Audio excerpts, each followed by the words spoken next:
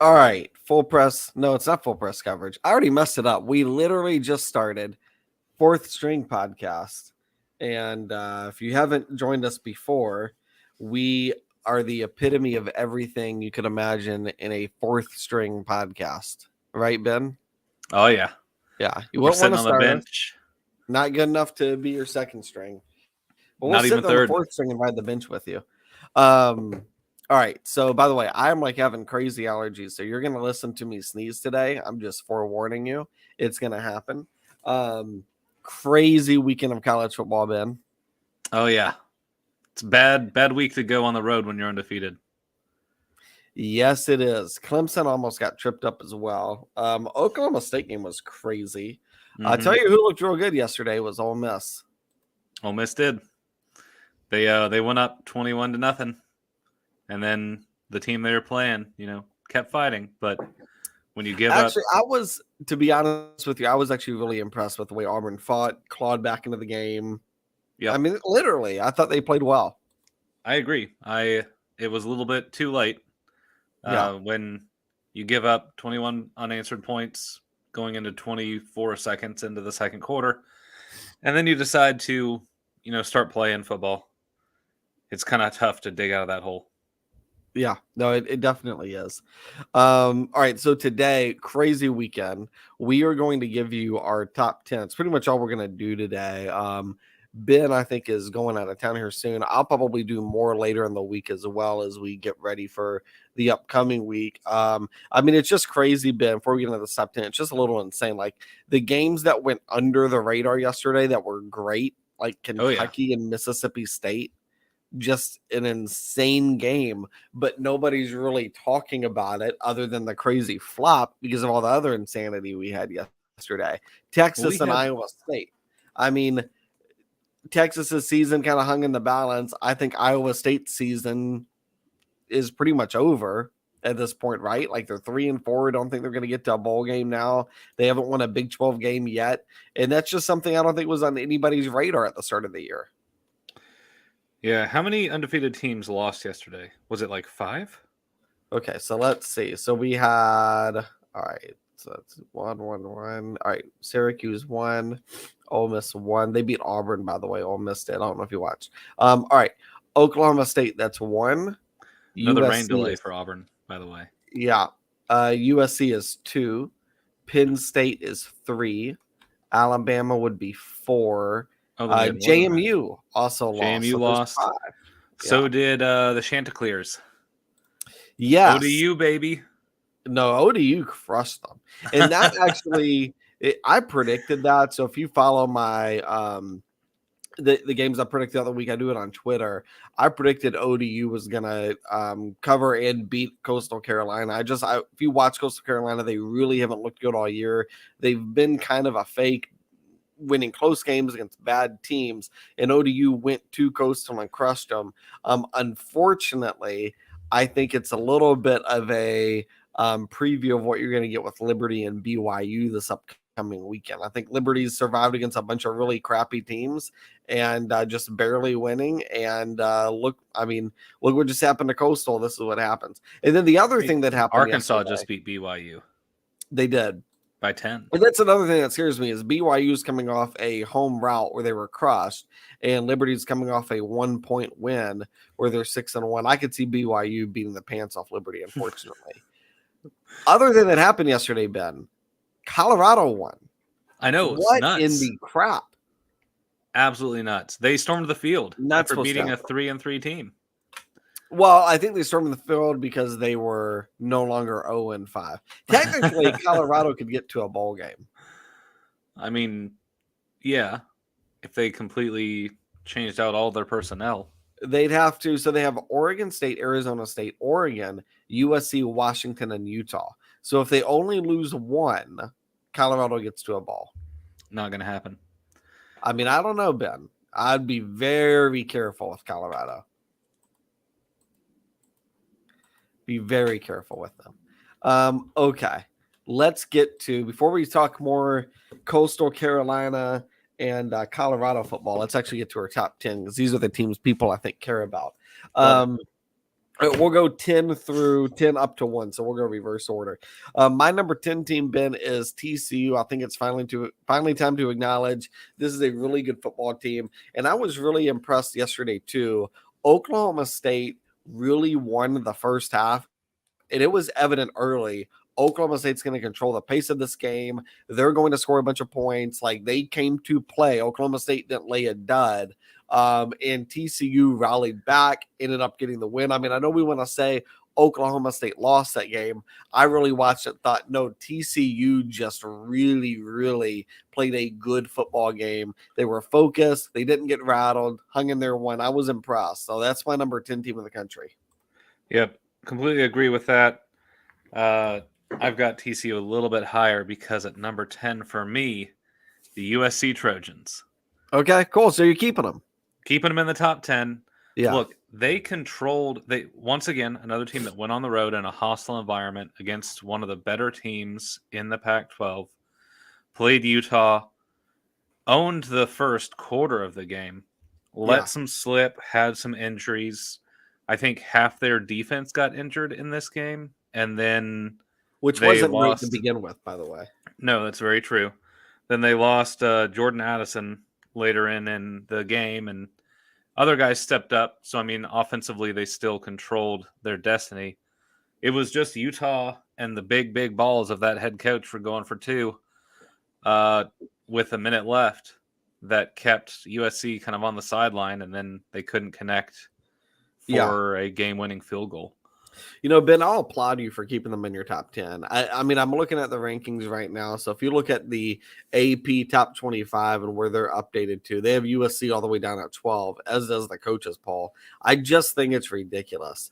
They lose a bunch of players, and they're on the road at Utah, and they lose by 1. And like you said, Ben, if they stopped that 2-point conversion, USC still would have won that game. So if USC would have won that game, if they would have just, stopped that 2-point conversion, everybody's talking about USC as a playoff team because they're 7-0, right? Yep. Well, that's the only difference is literally that one play. So is that one play really worthy of dropping them 5, 6, 7 spots? I think it's ridiculous. And I applaud you for keeping them at 10.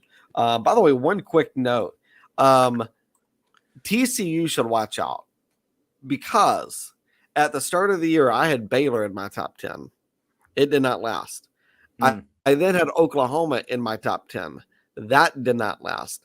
Last week, I had Oklahoma State in my top 10, and that has not lasted. So TCU, you're up next. Just letting you know. My number 9 team, Ben, and this one's probably going to shock you a little bit, but I've got to go with Clemson. I watched all those games yesterday, and my thoughts watching USC and Georgia and Alabama and Tennessee is it's like, have you ever been in a room and a kid's trying to have a conversation with the adults, like about something serious, and then the adults are like, no, like we're going to have this conversation because we actually know what's going on, right? That's what it kind of feels like. Clemson does not feel like they are the adult in the room. Like I look at Tennessee, I'm like, yeah, that's a player. Right. I look at Alabama. I'm like, yeah, that's a player. I look at Georgia. I'm like, yeah, Michigan, Ohio State. Like, yeah, you guys definitely belong. Clemson does not. And I do think DJ Uiagalelei has definitely improved. I think it's really because of Brandon Streeter, the new offensive coordinator, has done an excellent job with him. But there is something missing from this team. They're not as explosive enough as they should be on offense. Defense doesn't really feel like it's as good as it should be either. Like, is it a good team? Yes, I've got them in my top 10. You have to be good to be in the top 10. But when we're talking about are they a playoff team, I don't think DJ Uiagalelei and that defense can get you to the playoff or can at least win you a game in the playoff. The only thing I'll say about Clemson, though, where I have them ranked is probably not where they're going to end up finishing. They have a super workable schedule the rest of the year. They have one away game left on their schedule. The rest of which is at Notre Dame, by the way, the rest of their schedule is Syracuse, Louisville, Miami, and South Carolina.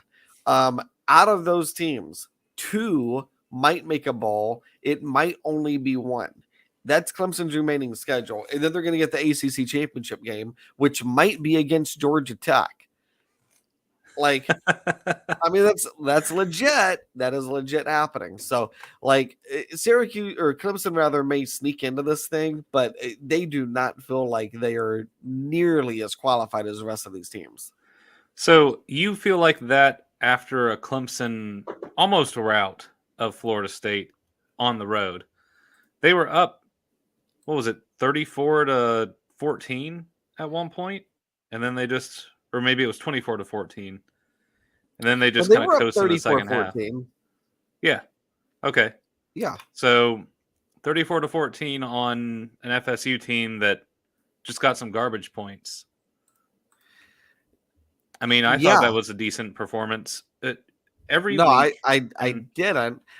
Listen, Ben, I didn't watch that game and think Clemson played better against Florida State than Wake Forest did. Okay. Yeah, that was my thing. Like, I'm sitting there watching, like, this looks just like Wake Forest. That was my thought. Yeah. And like, and Clemson had to go to double overtime to beat Wake Forest, so that makes sense. Well, yeah. And, the other thing is I'm sitting there watching Michigan and Penn State, and I'm like, Michigan's beating the pants on them. Penn State's trying to score garbage points, and they can't. Yep. Okay. Florida State's trying to score garbage points, and they're doing it pretty easily. Like, I get, what the score was. The problem is I'm watching these other teams who are in similar positions and not allowing what Clemson is allowing. Yeah, I can see that, but I still feel like Clemson is the ACC's best chance of getting in, and right now they are very definitely unlikely. the ACC's best chance of getting in, unless Syracuse beats them this weekend, and then who the heck knows? Maybe Syracuse sneaks in. So here's the weird thing: college football game day is going to Oregon versus UCLA. Why not Clemson, Syracuse? Oh, because I don't think they've been out west all year. Maybe. Yeah. And Herbie, like, for whatever reason, no matter how you had all those amazing games yesterday, and Herb Street's doing the Clemson Florida State game. That was weird. Yeah, I don't like that. So yeah, no, I think I think ESPN owes something to everybody else to not do something else Clemson related. All right, my number 9 team is TCU. So similar to you, it's because they're kind of in the driver's seat for the Big 12 right now. They have Kansas State coming up, who's also ranked. Kansas State's coming to town. Then they have to go on the road to West Virginia, and West Virginia beat Baylor this past Thursday.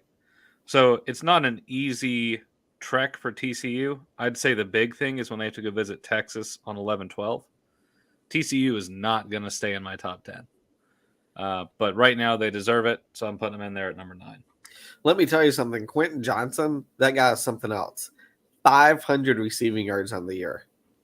Like, he is that offense. And that is great. But if they go up against one defensive coordinator that figures out a way to take him out of the game, what does TCU do? I'm anxious to watch that. But I'm with you, Ben. Top 10 team, like, at this point, you've proven it to me. My number 8 team is USC. Kind of like Ben. They went to Utah. They had a bunch of injuries. Caleb Williams still looked excellent. Utah, I mean, I always love to think about what are the optics going into a game. Utah had to win yesterday.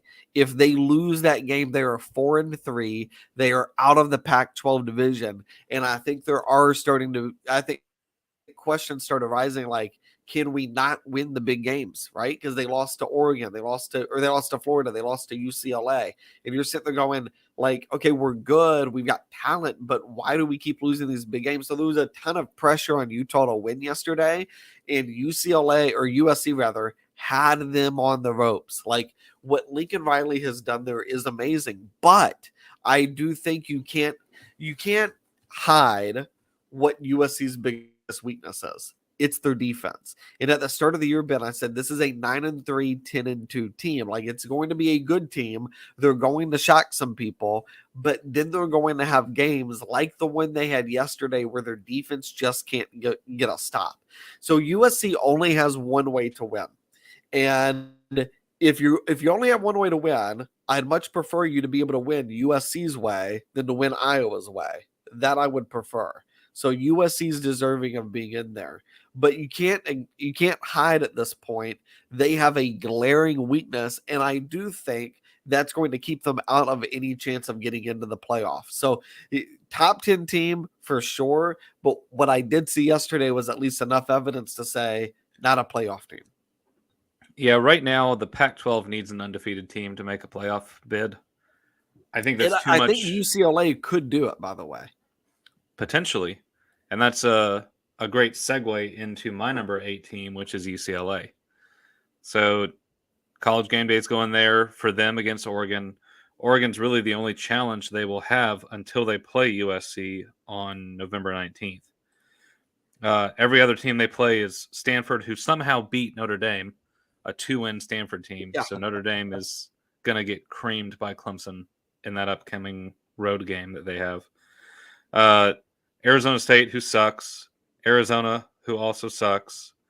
And then Cal, who lost to Colorado. Colorado's first win against any team this year and against a Power 5 team in like the past 2 years. So congratulations, Cal. You're terrible. UCLA will wipe the floor with you. UCLA has a straight shot to the college football playoff if they win out. Now, well, yeah. Oregon, after getting just destroyed by Georgia, looks pretty good right now. That should be a good game this weekend. And then, honestly, Ben, every team in our top 10 has a straight shot to the playoff if they win out. If they win out, who in our top 10 would not get into the playoff?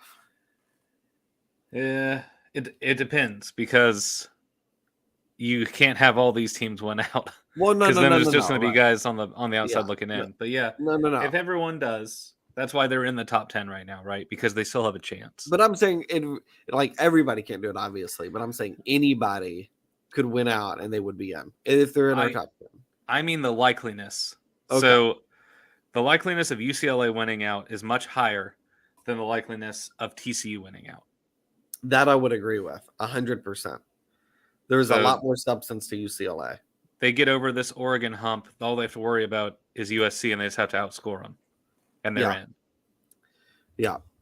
My number 7 team is Ole Miss and the Rebs. And I'll tell you why, Ben. And I wasn't like completely blown away with what they did yesterday so much, as I was just sitting there thinking they aren't really great on any side of the ball, but they can win just about any way they need to.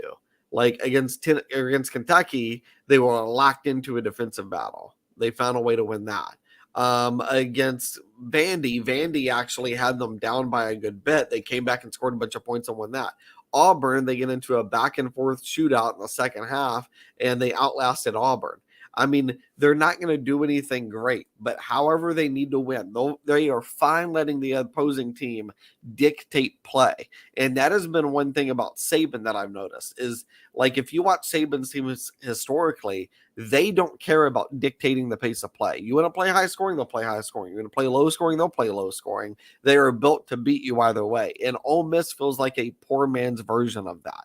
I don't know that they're good enough to actually win, against Alabama, or if they win against Alabama, then to also go and win the SEC championships. I don't know if they're legitimately a playoff team, but every single week I come away thinking Ole Miss found another way to win, and they just keep doing it. I don't know what's great about them. I don't see any holes in them. They just keep finding ways to win. Yep. I'll get to Ole Miss in just a second. At my number 7 team, I have the University of Alabama. Okay. And here's the reason why. You got them below Ole Miss. Yes. And the reason why is Alabama has not had the dominant season that they typically have. They have had close calls against Texas. The only reason they lost, or they didn't lose to Texas, is because they knocked out the starting quarterback. Yeah, Quinn Ewers. Once again on a dirty play. And then they had to get down to a game-winning field goal, which Bryce Young did immaculately. They went toe-to-toe with Texas A&M, a terrible team. Team that has... Go Rebs. There you go. Texas A&M should not have been in that game. Granted, Bryce Young was out of it. Alabama's a different team with Bryce Young under center. But it just shows that if you lose your starting quarterback, Michigan lost their starting quarterback, and then their backup, who, granted, was the co-start at the beginning of the year, whatever, has looked perfectly fine. Alabama with a backup quarterback is not the same team. So for them to now lose in a close one to Tennessee, they have to take on Mississippi State, who just lost to Kentucky, so they'll probably easily beat them. LSU's terrible. But then they go to Ole Miss this year, and that's going to be very interesting. So Alabama at Ole Miss on the 12th of November. Look out. That's going to be your deciding factor for the SEC West. And right now, I'm feeling a Manning SEC championship game. Ole Miss versus Tennessee. Wouldn't that be wild? Mm-hmm. That would be crazy. My number 6 team is UCLA. So I mean, I got to be honest with you. You know, sitting there watching Utah last night, I'm even more impressed by the fact that UCLA beat them in the fashion that they did a week ago. UCLA just feels like one of the most complete teams right now in the country that nobody is talking about, between Zach Charbonnet, Chip Kelly, and really the way that that defense is played. That's just a fantastic football team right now. They've got a really good offensive line, by the way. They don't allow a lot of sacks. Their defense does a great job getting to the quarterback. They've got playmakers all over the field, great run game, great receivers. Like, I think at this point, Ben, it's time to admit, like, the Pac-12 has got a playoff contender, but it's not Oregon, it's not USC, it's UCLA. That's the team right now to beat the Pac-12. Yeah, definitely front runner right there. Excited to see how they perform against Oregon this weekend. Now, who's your number 6? Number 6 is Ole Miss. So look, Ole Miss has had a pretty dominant season thus far. They destroyed the potential coastal champion Georgia Tech, 42-0. Yeah. By the way, pause. Every person watching this podcast and in America should be rooting for a Georgia Tech versus Syracuse ACC championship. Continue. That is what that is on my Christmas wish list. That would be the most incredible. Santa, if you're listening, that's what I want. Send this straight to the North Pole. All they have to do is just trip up Uiagalelei next weekend. Yeah, then they're off for the races. Trip them. Let's go. So Ole Miss had to have the luckiest prayer and ridiculous flags to beat Kentucky. But besides that, they've crushed other teams. And while Auburn wouldn't go away, Ole Miss's defense isn't great. Their offense is. And when you go up big on teams, it's tough to come back. They play at LSU. It's a 3:30 game, so you're not going to have to deal with the type of night game that typical LSU would have. I think Ole Miss beats them. They beat Texas A&M. They go into the Alabama game. Both teams in the top 10. Ole Miss undefeated. And that really decides right there the SEC West champion. Yeah. Now, could Ole Miss beat Alabama and then lose to Arkansas the following week? Yeah. I mean, it could happen. SEC West is weird. But I like Ole Miss, and I got him at number 6 for that. So Ben this is going to be fun. Ben's going to absolutely freak out at my next several picks here, and I'm looking forward to it. So at number 5, I have Tennessee. All right. I love Tennessee. They can only win one way, and that is to literally just score a bunch of points, and that is fine. And Hendon Hooker yesterday, incredible Heisman candidate. Go ahead and put him in there. Like, everything I'm telling you is not to take away from Tennessee. I have them in my top 5. Like, I'm not selling this team at all. But I think the people that are ranking them, like somebody I saw earlier has them ranked like number 1. Like, gosh, like, we're way overvaluing this They can't play defense. They really can't even run the ball that well at times. They are relying on Hendon Hooker and forget the name of that receiver, but they're literally just relying on those two guys to win all their games. It's fine, but I don't know that that is necessarily sustainable once they go in and they play Georgia. It's good enough to beat, to on 1 week have a great week and upset in Alabama, but they're going to play Kentucky at home. I think that game against Kentucky, because it's going to be the third straight home game, I think I would circle that one. And then after that, even if they win, they go on the road to Georgia, I would circle that one. Those are two games I don't think are automatic. And then who knows, maybe they go and they lay a dud against South Carolina. They're just so reliant on one way to win. And over the course of a 12-game schedule, when you're in the gauntlet that is the SEC, I don't know that that is enough for you to finish off the year undefeated. They are great. Make no mistake about it. And if you look at their schedule, you could make a case that they could win each of those individual games. My question is can they win all 5 games collectively? That's my pushback on this team. And I don't think they have enough substance on the defensive side. I don't think they have enough of a run game. I am really, really curious to see how they do to finish up the year. Yep. So the wide receiver you're forgetting, Jalen Hyatt, scored 5 touchdowns against Alabama. So, yeah. I mean, he's insane. Nuts. My number 5 team is Clemson. And that's because right now, Clemson is proving that they are continuing to get better. Uyunglele is continuing to get better. Their defense is okay. I wouldn't say it's necessarily getting better, but it's not getting worse. However, their offensive performance is getting better, and they are on track right now to still win out. The Syracuse game is gonna definitely show what they're made of. This is probably the biggest challenge, which is a weird thing to say. Clemson versus Syracuse is the biggest challenge that they'll have, but it's honestly true. Syracuse right now is the best team that they're going to play all year. Here's my pushback, Ben. If you could take Alabama's defense or Clemson's defense in a big game, who would you take? Alabama's defense. Okay. If you could take Bryce Young or DJ Uyunglele in a game, who would you take? Bryce Young.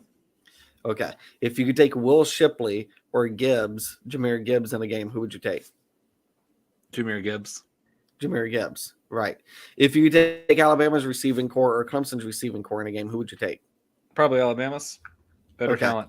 And that's, by the way, is where it's probably the closest is Clemson maybe has a comparable receiving core, right? Mm-hmm.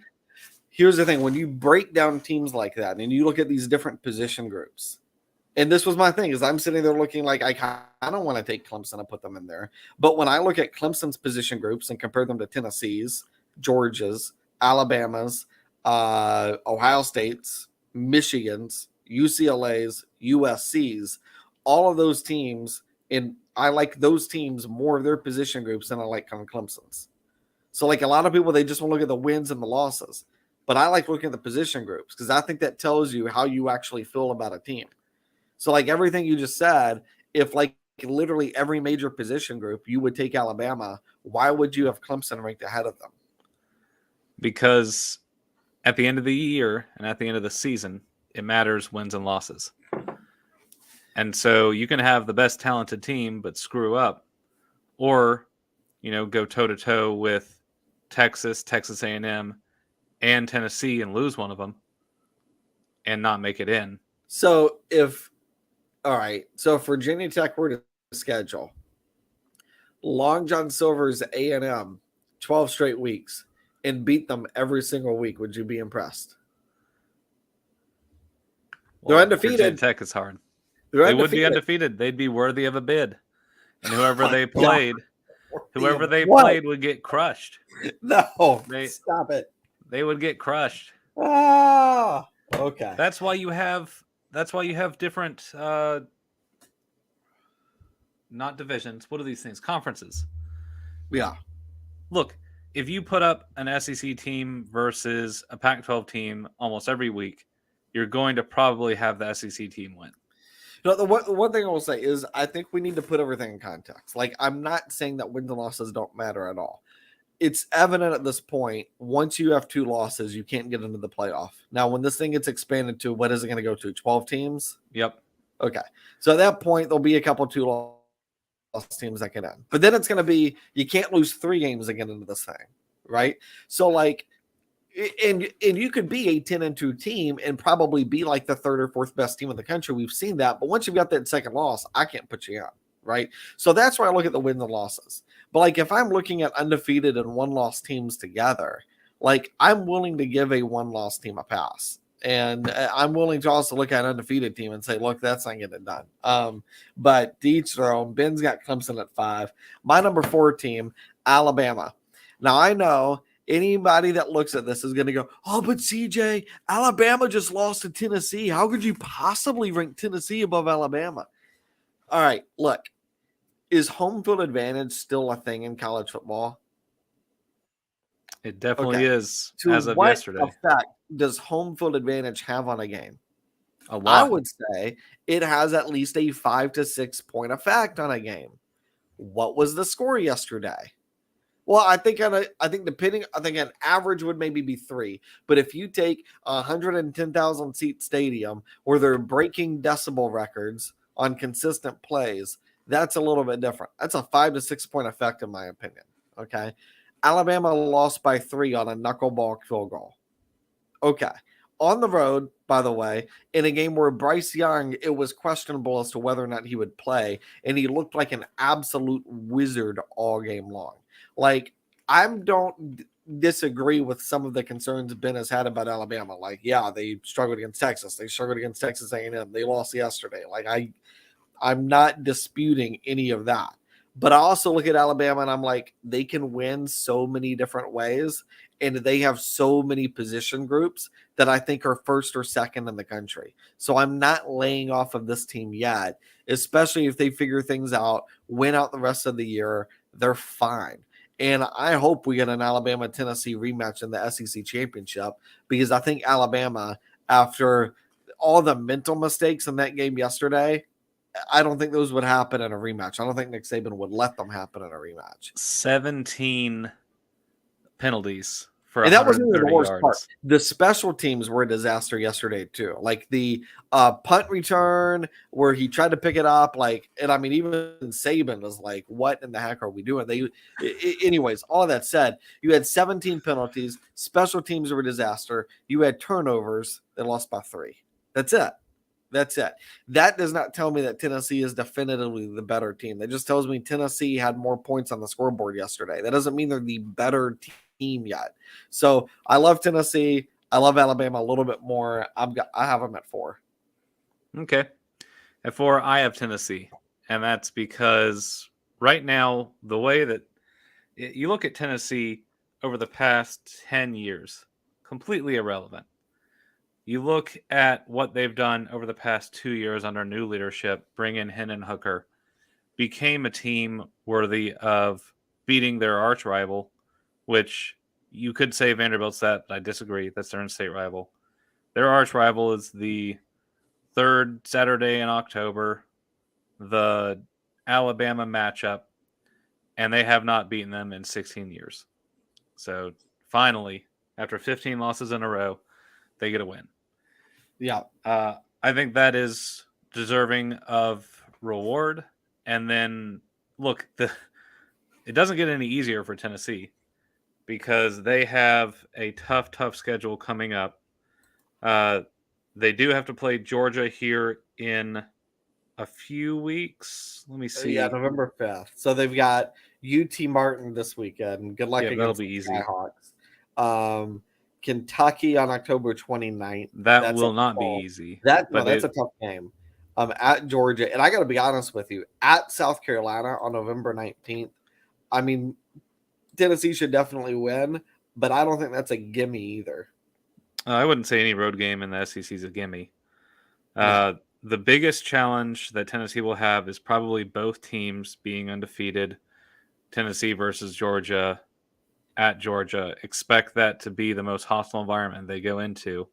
And they're going to have to figure out, one, how to take that high-powered offense and beat the defense the stellar defense of Georgia, and 2, be able to stop Georgia. Because on both sides of the ball, Georgia probably has the stronger, more talented team. I would agree. My number 3 is Ohio State. I still come back to this. Between quarterback, run game, the improvements we've seen on defense, this is one of the most complete teams right now in college football. Find me the weakness. I'm not really sure where it's at this point with them. I do think, you start looking at their schedule and what's coming up. That game with Michigan towards the end of the year is an absolute brutal game. They also are going to they're going to get Iowa this week. Now they're coming off a bye. Ohio State's going to win that, but that's going to be a physical game. And then they follow that up going to Penn State. That's just a tough place to get Penn State. And so they got to survive that. They're going to have to survive Michigan later on in the year. I think some of the timing with where Ohio State is getting some of these games is a little bit tough. And Penn State, by the way, they're going to get Minnesota at home this weekend. That's a 7:30 kickoff on ABC. If Penn State loses that game, they're going to be going into this game against Ohio State off of back-to-back losses. Ears will be pinned back. They're going to be out for blood in that game. So I just think some of the timing with Ohio State schedule is a little bit tough.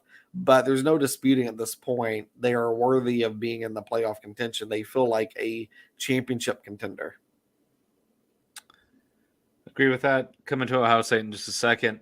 First, at number 3, I've got Michigan. Michigan torched Penn State. If you look at the first half, they were beating them by like a field goal or something like that. And that was because of a freak double bobble interception return pick 6, which was not on Michigan's quarterback. It was just a freak play. And then like a punt return or something like that, some weird thing. Penn State and Sean Clifford, I think Sean Clifford had like in the teens passing yards at halftime. So Michigan's defense really shut down their offensive attack. Michigan's defense is insane. I don't think Ohio State's going to have any trouble when they go on the road to Penn State. Like, not a problem there. Michigan, right now, their only road game that they have until they play Ohio State to end the season is against Rutgers. They're going to crush Michigan State when they come to town this week. They'll crush Nebraska when they come to town the following week. Illinois may put up a fight, but they'll probably beat the crap out of them too. Then they have to play Ohio State to see who goes to the playoff. Yeah. My number 2 team is actually Georgia. And again, I think we're starting to see Georgia improve from some of the scares they had against Kent State and Missouri. The best thing that Georgia's got going for them is they had Auburn last week, Vanderbilt this week, and then this coming up week, they're going to get a bye. So that's 3 weeks to kind of figure out what those problems were, and they just shut Vanderbilt out. So maybe they've got those issues that were figured out. But I think when you have back-to-back games like that, that is one thing but that my number 1 team, which we'll get to in a minute, has not had. Also, if you look at Georgia's schedule, they're going to get Florida on the 29th. Now, they should win that. But then it's Tennessee at home, at Mississippi State, at Kentucky. Georgia will be favored in all of those games. But again, none of those are gimmies. Yep. I also have Georgia at number 2, so I know who your number 1 is, which is surprising. Excited to go over that in a second. Georgia had dropped to my number 4 in the previous week, and the reason they came back is just that performance against Vandy. Granted, Vanderbilt's not great, but their offense is fairly high-powered, and for them to shut them out completely is something worth taking note of. Going into the bye week, I think Georgia gets healthy. They will destroy Florida in whatever that thing is called, the cocktail party. And then that Tennessee-Georgia game is going to be very, very interesting, to say the least. Agreed. Yeah. So my number 1 team is Michigan. Look, I just think we all had expectations of a close game yesterday. The way it started, it should have been a close game. It was supposed to be a close game. And the way it started, McCarthy threw a pick 6, which, by the way, I think he's got to get that under control. You cannot do that against Ohio State later in the year. They will eat you alive if you do that. But despite all of that, Michigan beat the absolute pants off of Penn State yesterday. And to beat a top 25 team like that, like I'm looking at that going, hold on. Clemson sitting here struggling with Florida State. Alabama and Tennessee right now are trading punches. Ole Miss is struggling to put Auburn away. And here's Michigan playing a Penn State team that I nearly had in my top 10 last week and just absolutely destroying them. And if you look at Michigan's overall resume, the only game that's really been close was against Maryland, who I actually think is a really, really good football team. And Michigan had a 2-possession lead until about a minute to go in that game. So even in that game, Michigan controlled most of the pace. Now they're going to get a bye, and then they're going to get Michigan State, who Harbaugh has a losing record to. Then they're going to get Rutgers, Nebraska, Illinois. Maybe the Illinois game is tough with the way they've been playing recently. And then they're going to end the year at Ohio State. So the schedule's, I think, very favorable leading up to that Ohio State game. This, to me, as long as McCarthy can get the interception stuff under control, and I think he will, Blake Corum is insane. This defense is incredible. The coaching on the coordinator side is phenomenal as well. I just am so impressed with everything I've seen from Michigan. Yeah, on that close game against Maryland, Talia Taivangaloa went out with an injury yesterday. I think it may be season ending. So, oh goodness, I mean the Tagovailoa family is going to have to do Thanksgiving in the hospital. Yeah, let's see. He had to be carted out, so I'm not sure. That joke warranted more of a laugh. Sorry.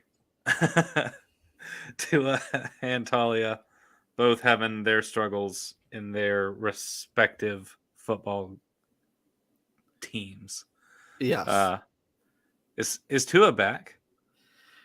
He's cleared from protocol, but did not play today, as evidenced by my fantasy team. Sorry about that. No, just you're hand not. it off. Just hand it off every time. I have Mozart, by the way. That's why.